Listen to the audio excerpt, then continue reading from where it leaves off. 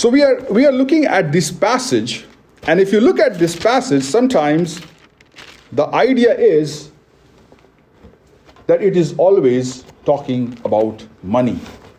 क्या ये पैसे के बारे में ये कलाम हमसे बता रहा है?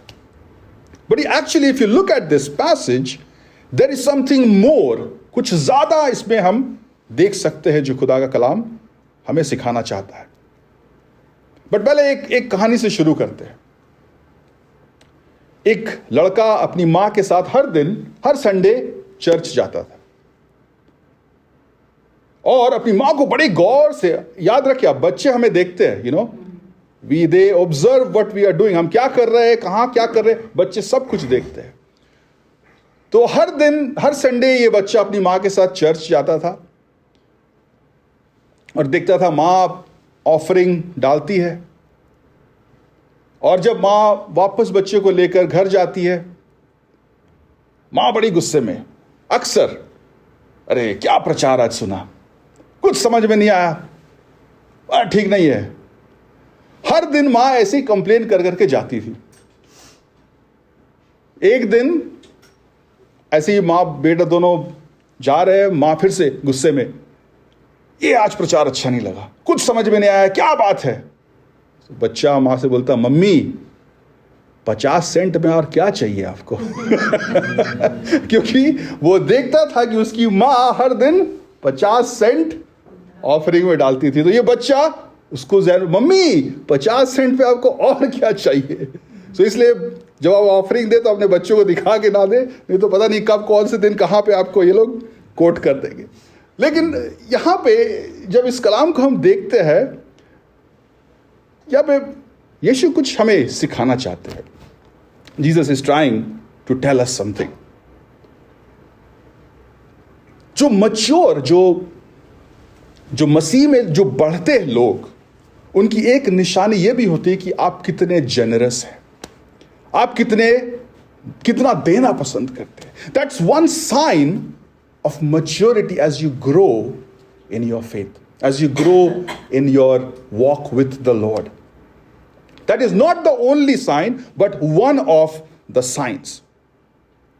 And when I'm talking about generosity, जब मैं ये कह रहा हूं आपसे कि देना चाहिए, आप ये ना सोचिए सिर्फ मैं पैसों के बारे बता रहा हूं, क्योंकि यहां पे कुछ और है जो चीज हमें समझना इस कलाम से बहुत जरूरी है.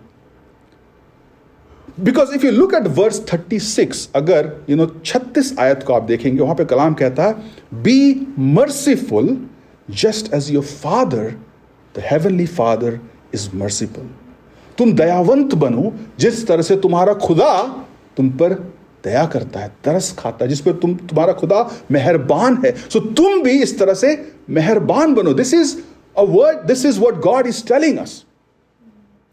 But in these two verses, इन दो आयतों में खुदा का कलाम ये कहता है, फर्स्ट थिंग, डू नॉट जज and you will not be judged. क्या है उर्दू में कहता, ऐबजोई ना करो कि तुम्हारे ऊपर भी ऐबजोई ना की जाए. डू नॉट जज and you will not be judged. So the thing is, अगर इस कलाम को आप देखेंगे, so there are 4 commands that Jesus is telling. 4 बातें यीशु बता रहे. First thing is, do not जज, आप जो ही मत करो, दोष मत लगाओ. दूसरी चीज वो कहता है, do not condemn. He saying, मुजरिम किसी को ना ठहराओ, तुम किसी और को दोषी मत बनाओ. Do not condemn. The third thing he saying, forgive. तीसरी बात क्या कह रहा, फॉरगिव मतलब माफ करो या खलासी दो. उर्दू में कहता खलासी दो, हिंदी में कहता क्षमा करो, और चौथी में कहता है दो, give. 4 things. So 4 command in 2 आयतों में यीशु कहते हैं 4 things. The first thing is do not जज, the second thing is do not condemn, the third thing is forgive, and the last thing is give. 2. So यहां पे आप sequence देखें. Look at the sequence in what Jesus is telling us. The sequence is, the first three things, if you look at, is dealing with your heart. The first three things, do not judge, do not condemn, forgive, ये सब हमारे दिल की बात है कि नहीं? और चौथी बात है, material things, give from your possession. और इसलिए मैं when I look at this word, it says, पहले यीशु कहता है, पहले तेरा मन और फिर तेरा धन. First you. Jesus is interested in us first, and then what we have. And that's why the command is very clear. Jesus loves people more than our possessions. लेकिन हम कभी कभी उल्टा करते हैं. हम पहले अपने संपत्ति को प्यार करते हैं, बाकी दूसरा देखेंगे. But Jesus is not here. In this command, he is giving us 4 commands, but our material things comes at the last. The first thing he says is, do not judge, do not condemn, forgive, and then give. ऐबजोई मत कर, मुजरिम ना ठहरा, खलासी दे, और तब दया कर. Give, दिया कर. Give. So now let's look at the first thing. The first thing Jesus is telling us is, do not judge. अगर ये कमांड को सिर्फ ले लिया जाए, डू नॉट जज,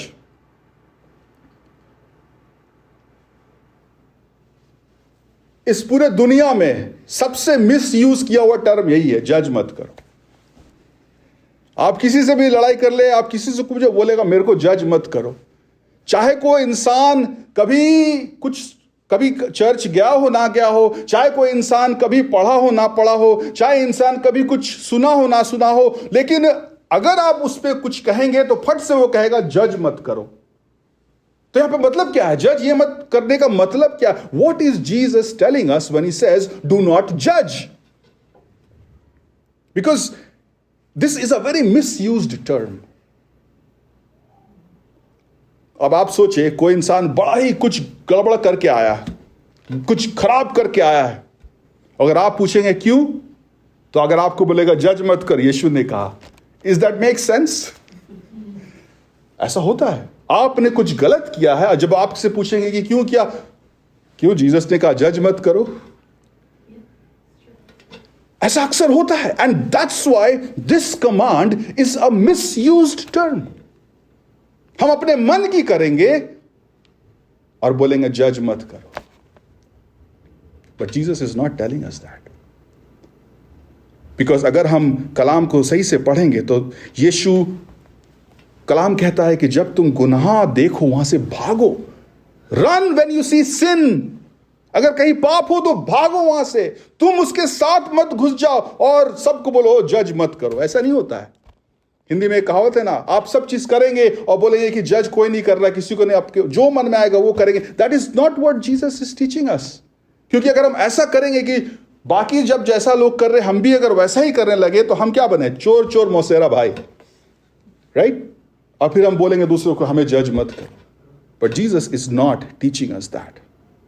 अगर हम कलाम को देखेंगे, यीशु कहता है कि तुम जज करो. You know, if you look at Matthew, Jesus says, judge, but not by appearance.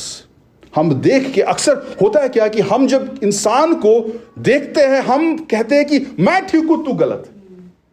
And that is what Jesus is telling us not to do. क्योंकि हम वैसे फिर फरीसी की तरह हो जाएंगे. हम सही है, तुम गलत हो. हम अपना पैमाना ऊंचा रखते हैं और दूसरों को नीचे देखते हैं. That is what Jesus says, don't do. ये मत करो तुम. बिकॉज अक्सर we fall into that trap. अगर हम यूहन्ना उसका 7:24 हम देखेंगे, यीशु कहते हैं, stop judging by mere appearance but instead जज करेक्टली. तुम जज करो, लेकिन दिखावा, बाहरी जो चीजें देखकर हम जज ना करें. इससे हम बचे, इससे अपने आप को हम बचाए. क्योंकि यीशु मत्ती अगर उसका 23 में हम देखेंगे, यीशु कहते हैं, woe to you Pharisees hypocrites you are. You give everything, but whereas, you neglect the important things, which is justice, law, mercy. यहां पे जरूरी बात को समझे आप. अगर हम बहुत दे रहे हैं लेकिन हमारे अंदर में, हमारे दिलों में दया नहीं है, we are not merciful, we are not, we don't have compassion, this is just a दिखावा. हमारा देना सिर्फ एक दिखावा है. हम सिर्फ दूसरों को दिखाने के लिए दे रहे हैं, whereas हमारे दिल में अभी भी दिल अंदर से खराब है.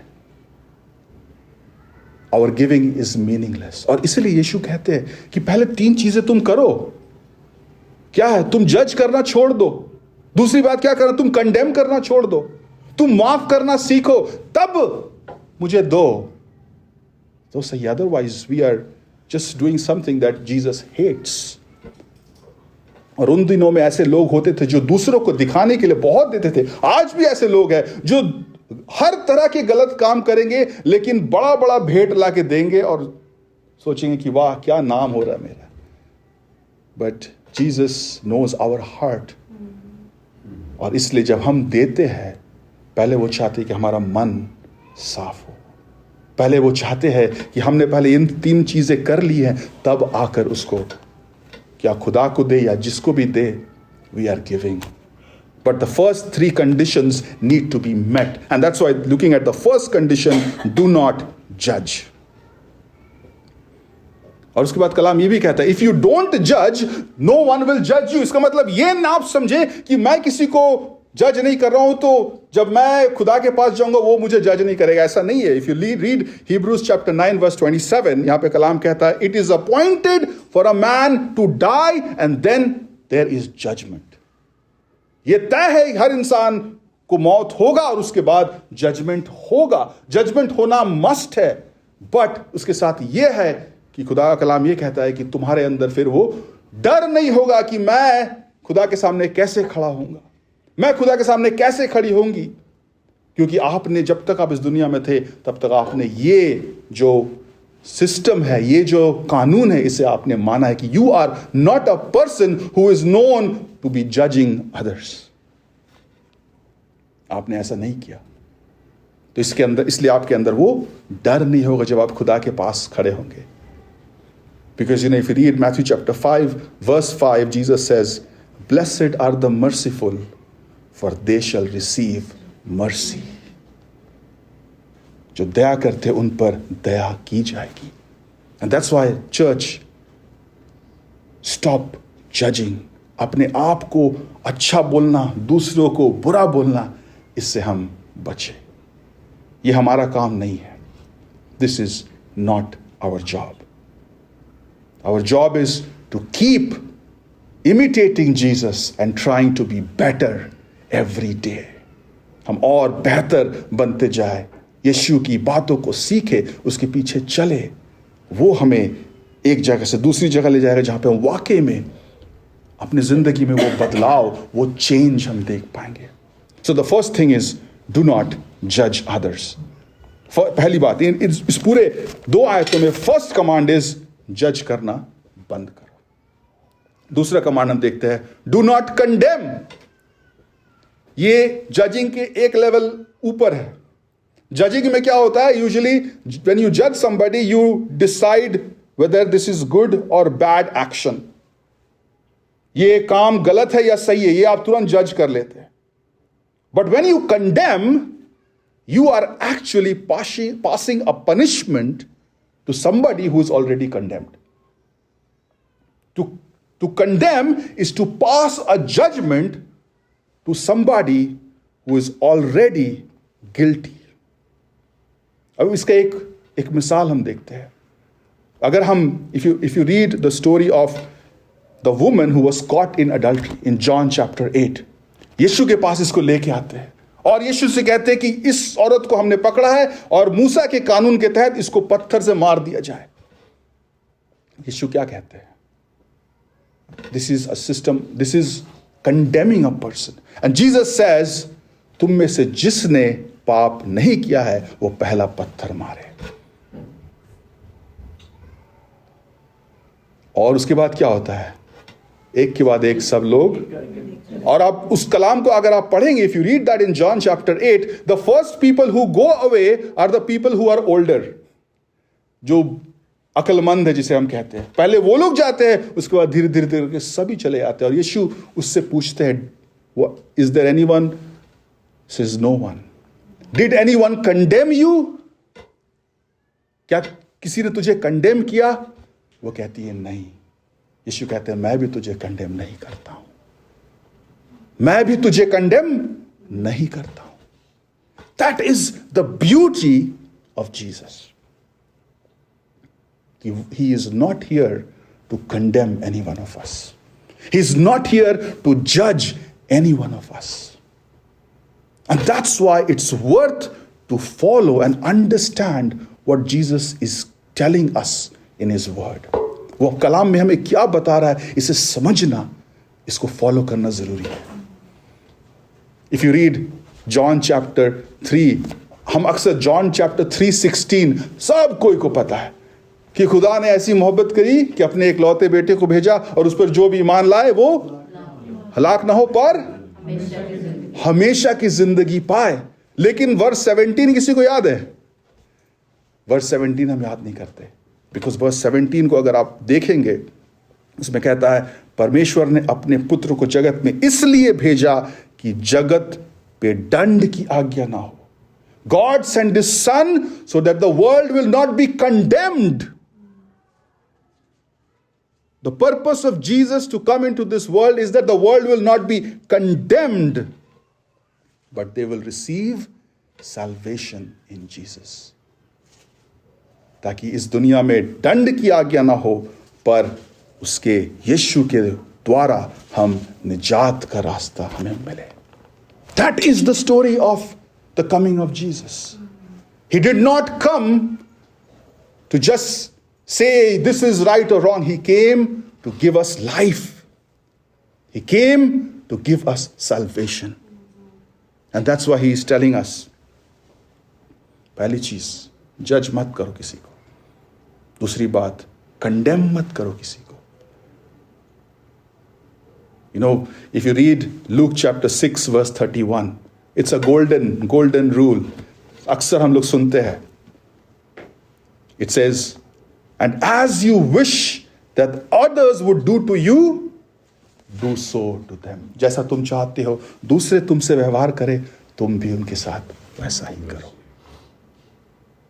कभी कभी हम क्या करते हैं, हम चाहते हैं कि हमें सब अच्छा बोले, हम किसी को कुछ ना करें। अक्सर होता है हमारे साथ कि हमें लगता है कि हमें सब अप्रिशिएट करें, हम सब से अच्छे हो, लेकिन हम वही चीज दूसरे की जो बारी आती है तो हम थोड़े से, हमसे वो थोड़ी ना अच्छी है, होता है क्या? And Jesus says, stop that. Stop doing that. Stop your judging and stop your condemning. तीसरी बात, Jesus says, forgive. Forgive.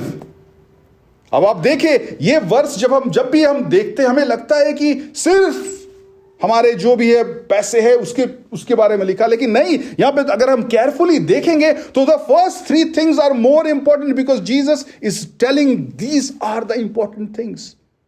Stop judging, stop condemning, forgive. माफ करना मुश्किल होता है, राइट? माफ करना मुश्किल होता है, and that's why Jesus tells you to forgive. हम सब चीज कर लेंगे, कई बार हम माफ नहीं करते, बिकॉज वाकई में ये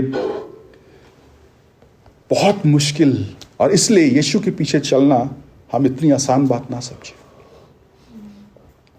हमें लगता है कि अच्छा हम यीशु के पीछे चल लेंगे, सब इजी होगा। नहीं, ये सकड़ा रास्ता है।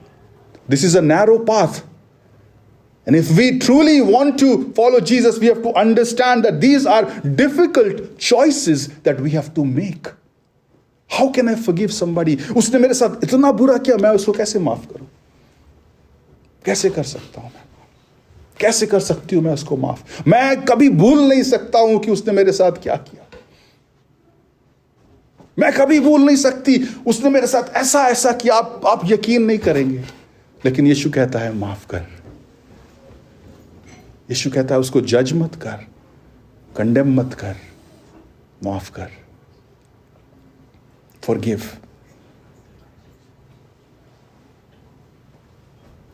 And it's always going to be a challenge for us to forgive somebody on our own. मैं बताता हूं हकीकत बात, अगर आपके अंदर यीशु का खौफ नहीं है, अगर आप यीशु के साथ नहीं चल रहे हैं, तो आप हकीकी रूप से किसी को माफ नहीं कर सकते। ये तौफीक, ये ताकत सिर्फ यीशु का रूह आपको देगा। आप अपने बदौलत नहीं कर सकते, मैं अपने बदौलत नहीं कर सकता। ये ताकत सिर्फ यीशु का रूह हमें देता है कि हम वाकई में किसी को माफ कर सके, वाकई में किसी के जो नाइंसाफी हमारे साथ हुआ है उसको हम भूल कर आगे बढ़ सके। एंड दैट्स व्हाई यहाँ पे हम देखते हैं कि यीशु जब हमसे प्यार करते हैं, जब हमसे मोहब्बत करते हैं, वो क्या चीज़ें देखते हैं हमारे अंदर और क्या चीज़ें वो चाहते हैं कि हम करें। पहली बात वो कहते हैं कि तू जज करना बंद कर दे, ये तेरा काम नहीं है। तू दूसरों को कंडेम करना बंद कर दे, सजा देना बंद कर दे, ये तेरा काम नहीं है। तो माफ करना सीख, माफ करना सीख, क्योंकि मैंने, उस खुदा ने हमें माफी दी है। और उस माफी के साथ साथ उसने अपना rule Quddus, he has sent us the Spirit, the Holy Spirit, that is our friend, that is our guide, that is our counselor, and without the Spirit of God we cannot do what he is asking us to do. And that's why it's important to understand what Jesus is telling us. Forgive. माफ कर, ताकि तू भी, मैं भी तेरे गुनाहों को माफ करूं। अगर हमने माफी चखी नहीं तो हम माफ कर भी नहीं पाएंगे, लेकिन अगर हमने माफी चखी है तो हमें दूसरों को माफ करना जरूरी है। We have to forgive. That's what Jesus is teaching us. And that's why, who are the kind of people Jesus is asking for? Non-judgmental people, non-condemning people, forgiving people. These are the people Jesus is asking us to give. जब तुम ये 3 चीजें कर चुके हो, अब मैंने जो तुम्हें दिया है मैं चाहता हूं तुम भी दो। So always remember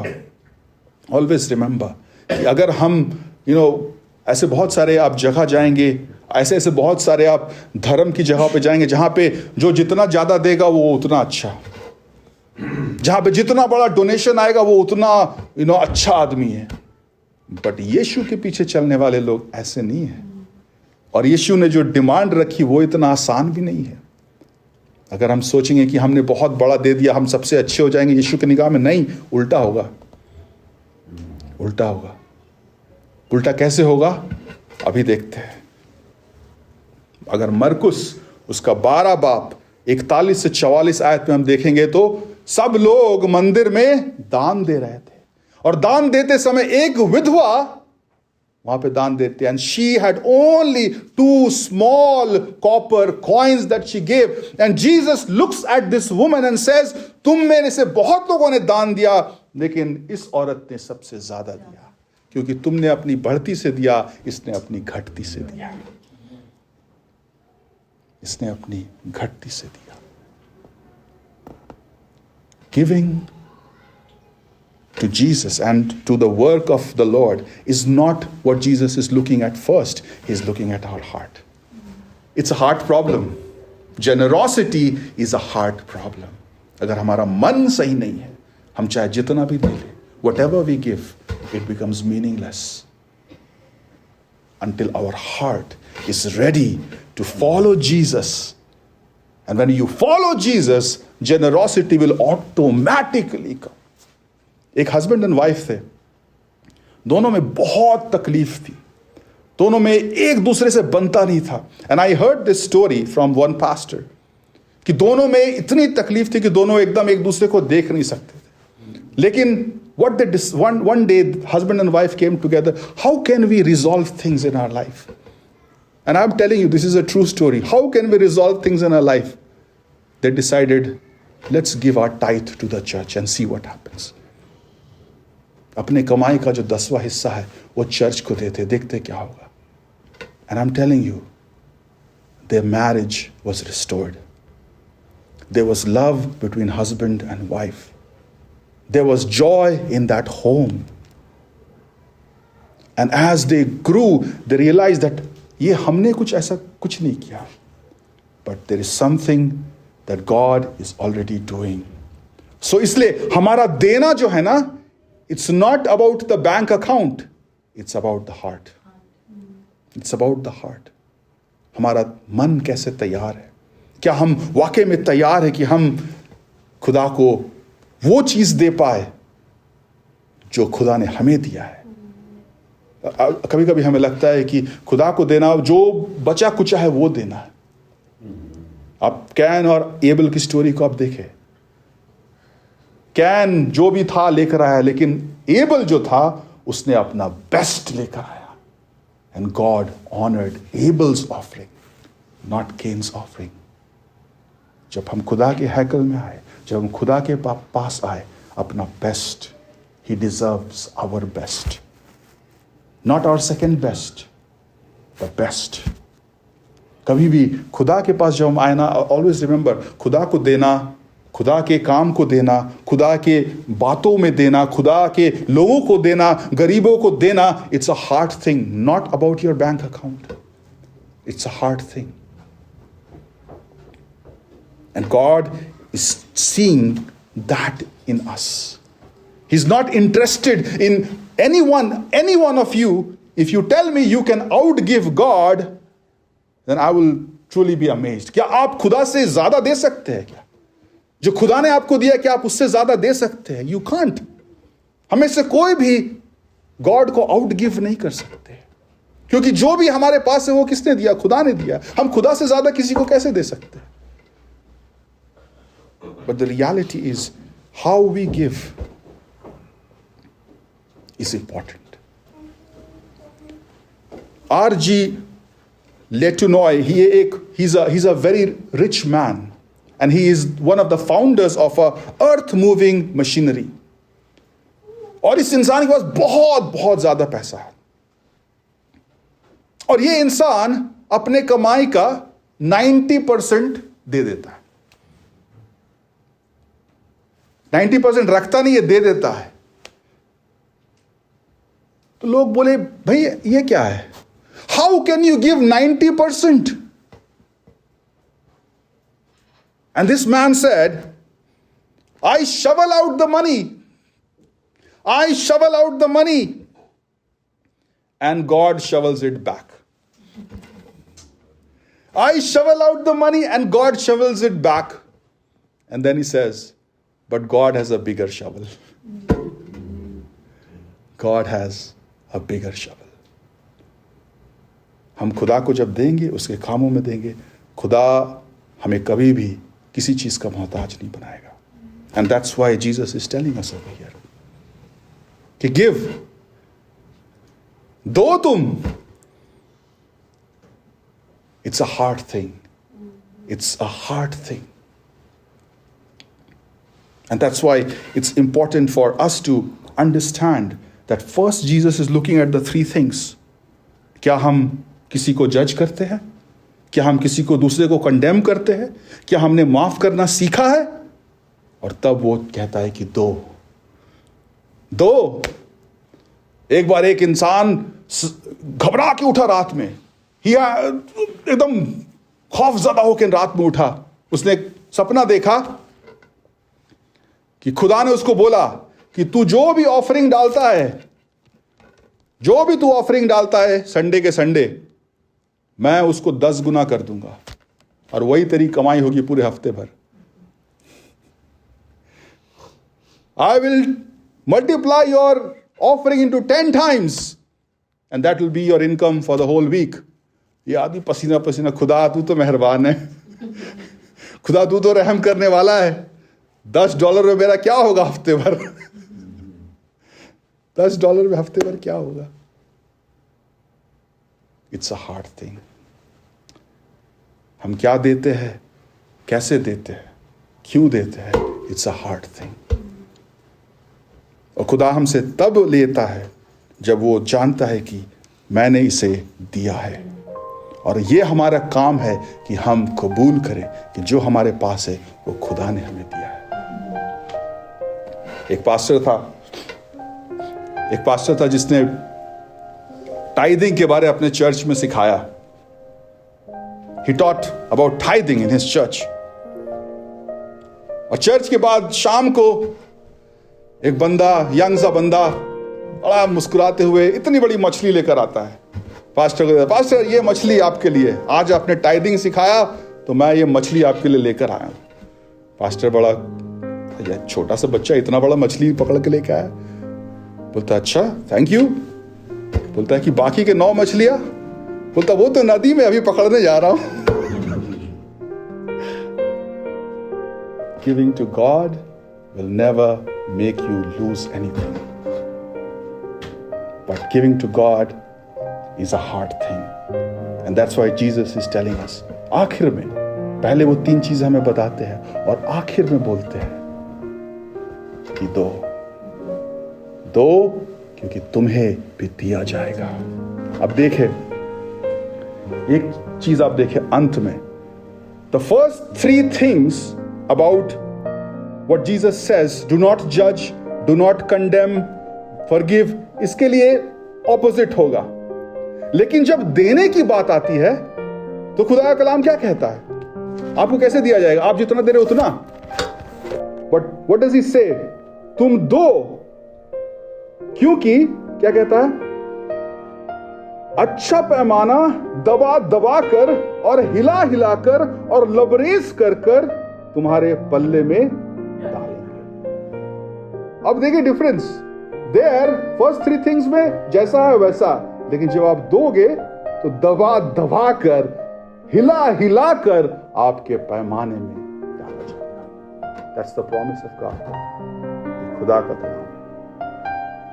जब हम इसे समझेंगे, जब हम इसको मानेंगे, तो खुदा की बरकत को हम चखेंगे।